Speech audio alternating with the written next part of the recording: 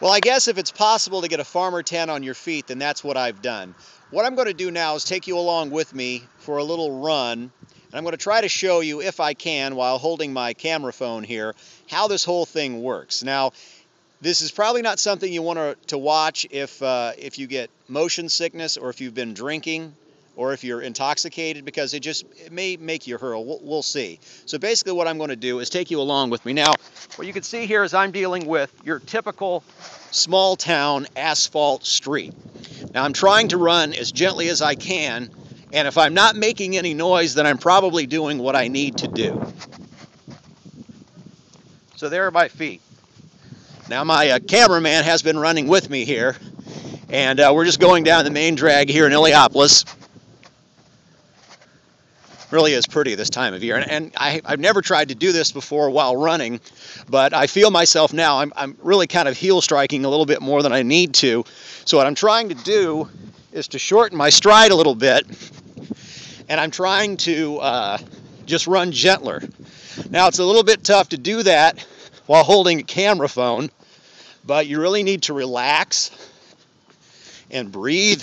Excuse me, that was rude. And just kind of let yourself go. And the first time you're running these, it is different because you're scared that if you hit something like a rock, it's going to hurt. But what happens is your foot feels that, and it sort of conforms to that, and it lets up, right? Because obviously if it hurts, you don't want to press down on it further, you want to let up on it. So this is always fun, running along here, some rocks on the side of the road, and then you've got a car coming up here. So we're doing our best to keep things educational and safe. So again, I'm going slower than I normally would, and by no means am I a fast runner, but we are going over some rocks and stuff here. If you can see, again, just your typical small town, going over some rocks here, and you can run on this stuff. And some of the bigger rocks here, you got to try to avoid them a little bit. But again, you're not pushing down as hard. You're landing gentler on your feet. And now that one hurt a little bit. That was right in the middle of my foot. So you really have to be aware of where you're putting your feet down, because when you're wearing big, thick, cushioned shoes, that's really tough to do because you don't feel that.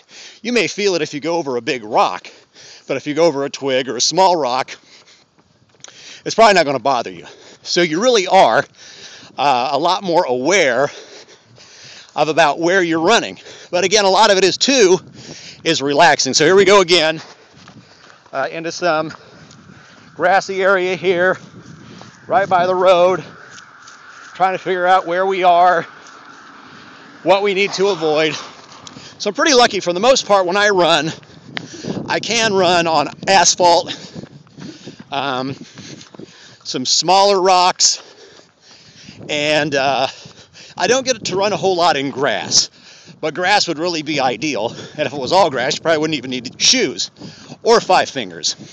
But again, just trying to run soft, landing gently, and that really is sort of the key to it.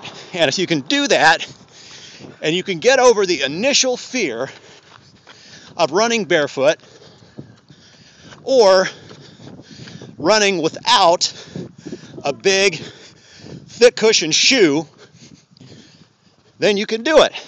So right now, we've gone just under a half mile.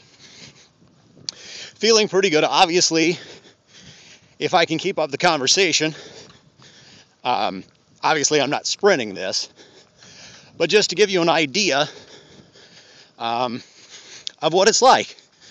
And if you want to know more about Vibram 5 fingers, you can go to the website, Vibram, 5fingers, all one word.com, and check it out. Now, the model I have are the most basic model, the classic, and it's really, if you want to get down to the nitty-gritty, the most basic minimalist shoe from Vibram, who again I really credit